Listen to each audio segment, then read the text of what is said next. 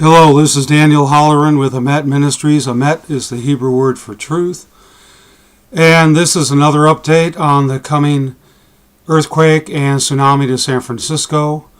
Today is January 26th. We're just a week away from the Super Bowl.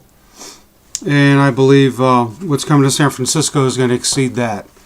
And also, I have some more things to add on what's going on with Israel and Ariel Sharon, or what did happen, what did transpire, the prophetic impact of his death and so forth. Let's see, I'm going to do some summarizing here.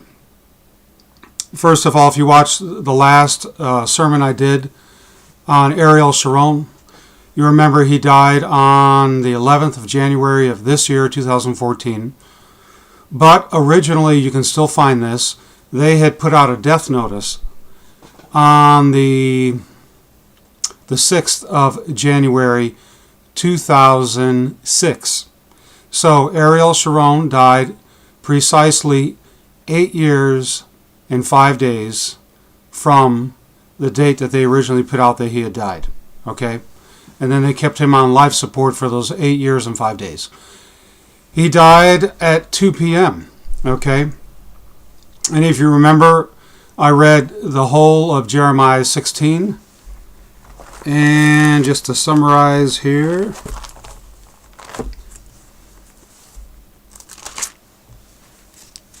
the very last verse of Jeremiah 16.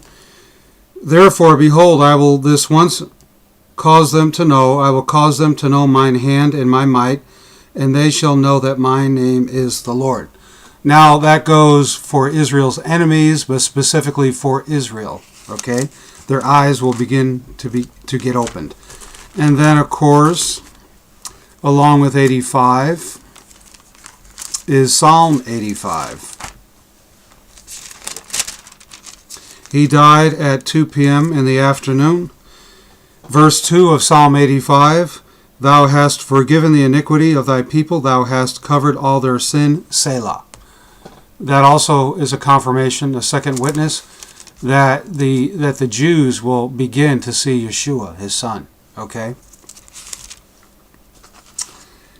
Let's see here. Okay.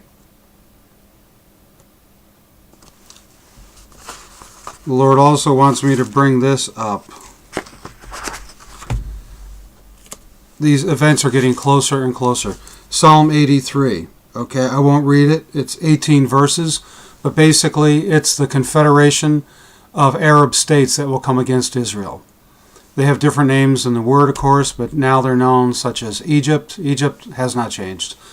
But Syria, okay, part of it used to be Assyria, Turkey, Lebanon, so on and so forth. The confederation of Arab countries that will come against Israel. However, Psalm 124 for Israel, and the first sentence is, the godly bless God for miraculous deliverance.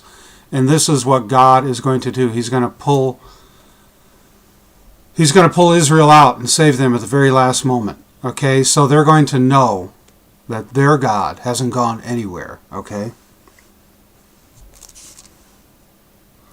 Verse 8 in Psalm 124, our help is in the name of the Lord, Yeshua, who made heaven and earth. The Son made these things, okay?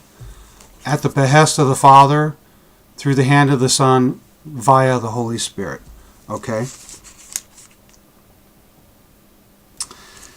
Now, I woke up the other day, and believe it or not, I like to set my alarm to people speaking, because if I listen to music, I'll just keep incorporating it into my dreams, okay? So, PBS, you know, these secularized people, I'm sure not many people with PBS are Christians. I don't know. But anyway, they were affirming that Israel will not cross the red line and go after Iran. How wrong they are, okay? Especially since the Jews in America and the Jews in Israel know that they cannot trust this Muslim president. I'm not talking about Morsi. I'm not talking about Anwar Sadat.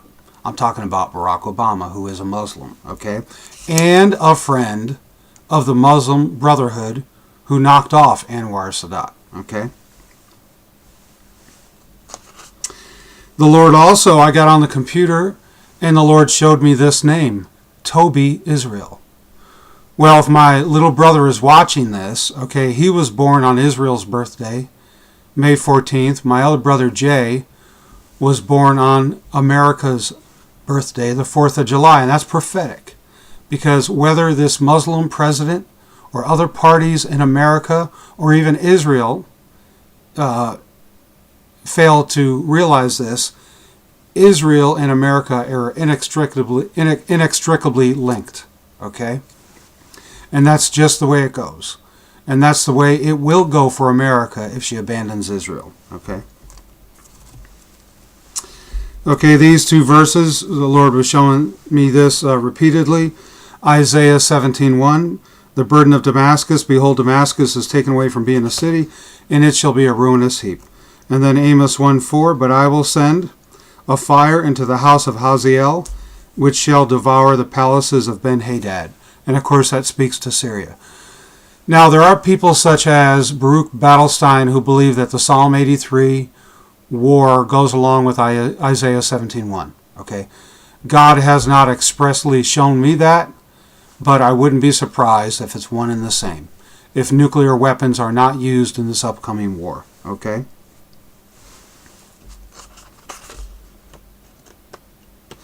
Now, one thing I want to mention, I'll backtrack and explain why I'm laying this foundation.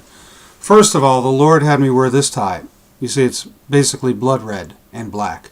My suit is black. That's what's coming. Blood and destruction, blood and death, okay? I don't care for the message, but I have to deliver what God's given me, okay?